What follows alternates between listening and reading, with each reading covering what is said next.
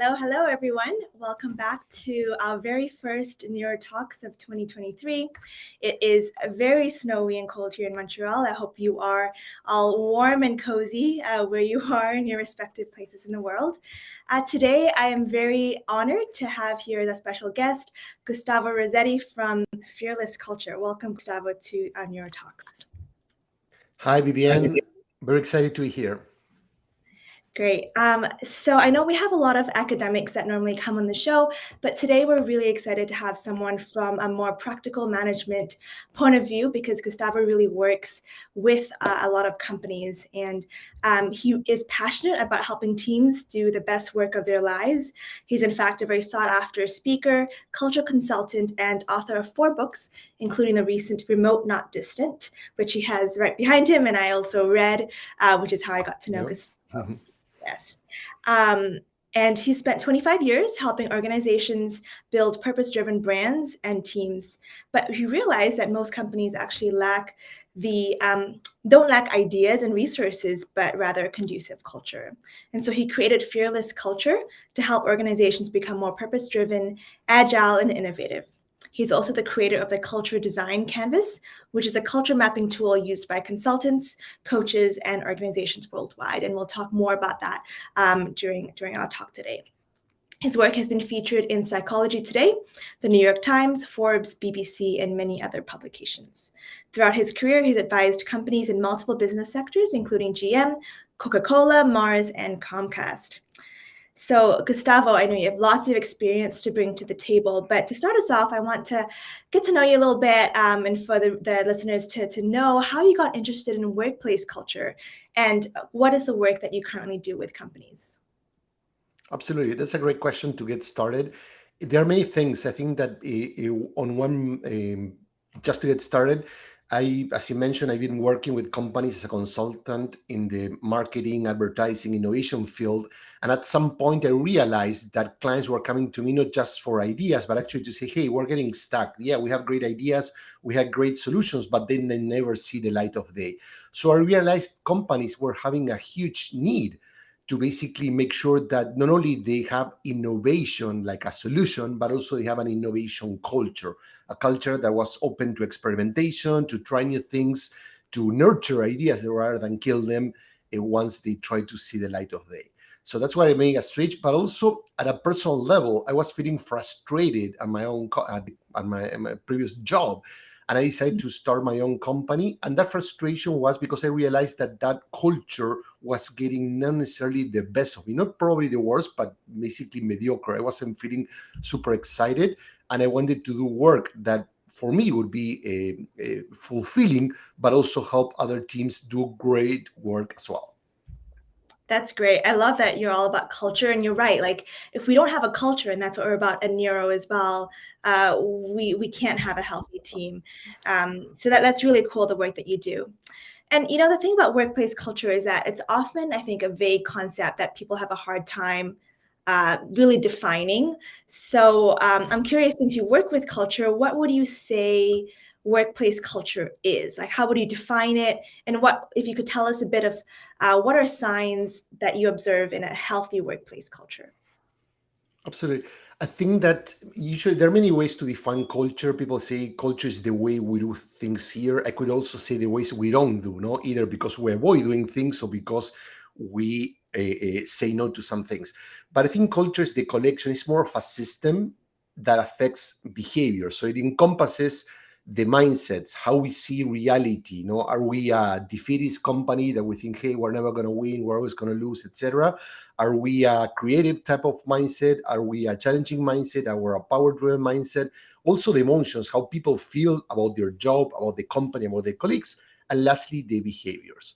And behaviors have to do with things that we reward and things that we punish. So what are the things that we want people to actually do? What are we going to celebrate? And when things are not going to be okay or accepted or actually could get you fired over time. But you mentioned something really important, which is why culture is fluffy or maybe abstract or that kind of thing that people cannot necessarily bake, no? And I think that sometimes that's either because they lack the process or that's on purpose. For consultants, it's good that it's big because then they are the magic ones who come to solve the problems.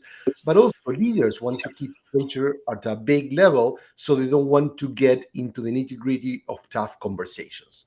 We use a lot of tools that help design what we call courageous conversations, tool to help raise what's working, what's not working, the tensions that are affecting people, those emotions, mindsets, and behaviors, so we can understand what's working, what's not, and improve.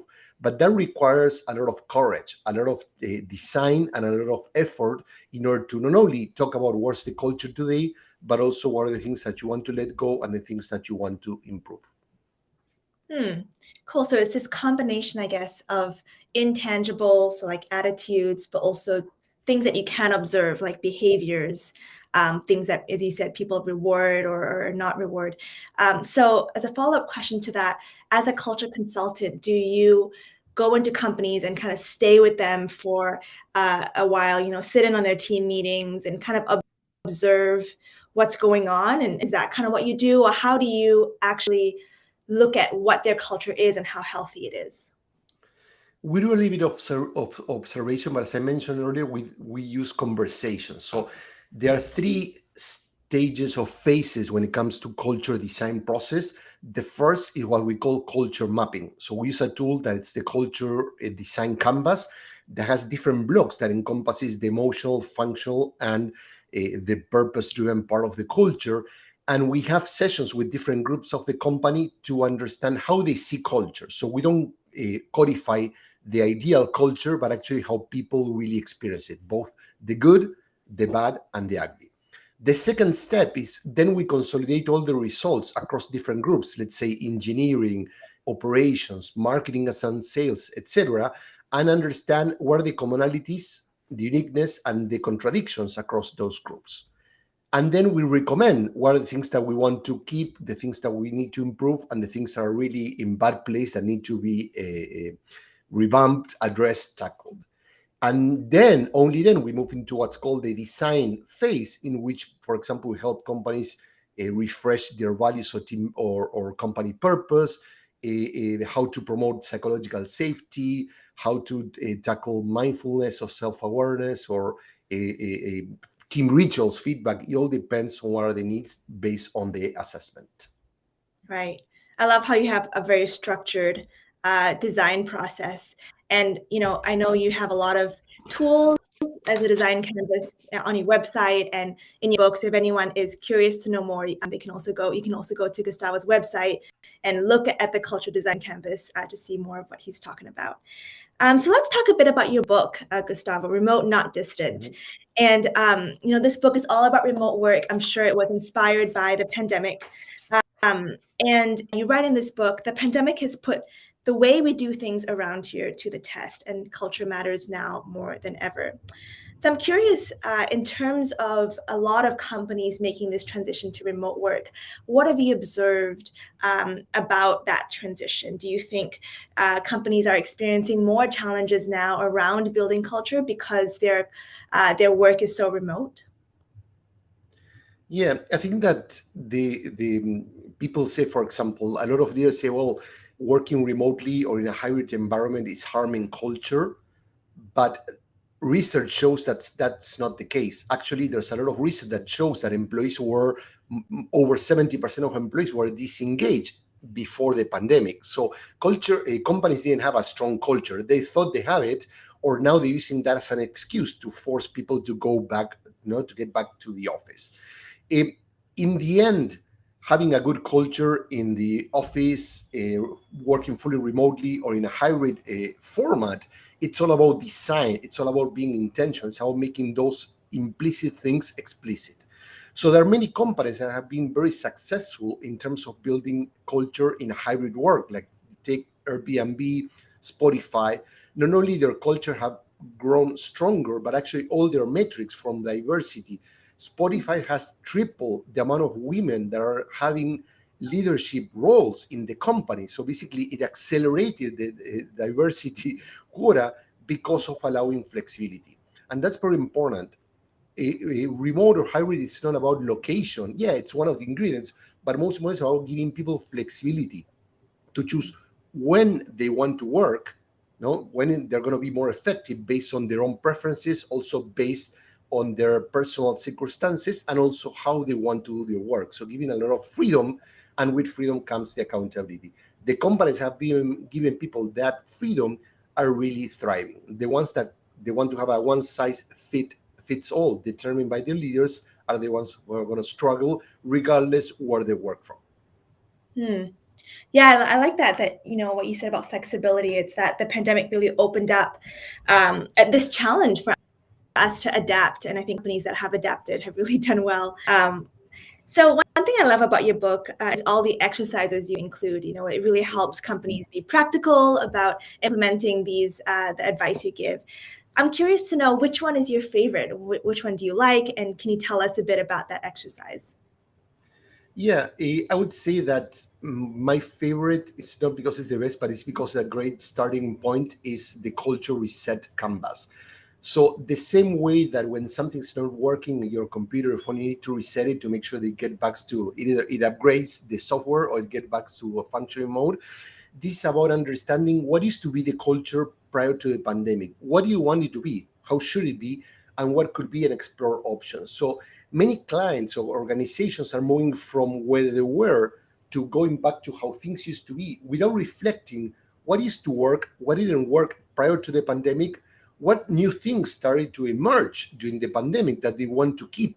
Because like it or not, without preparation, without the right technology, employees were able not only to keep companies afloat during the pandemic, but actually help them grow.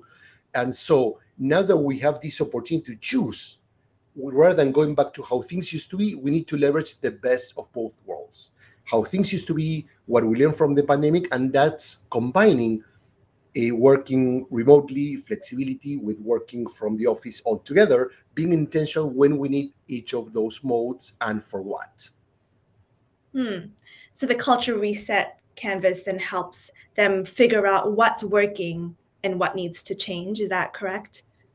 Absolutely. Before you jump into what the solution should look like, first do that analysis. And I think many companies have skipped that part. Yeah, yeah, that's so true.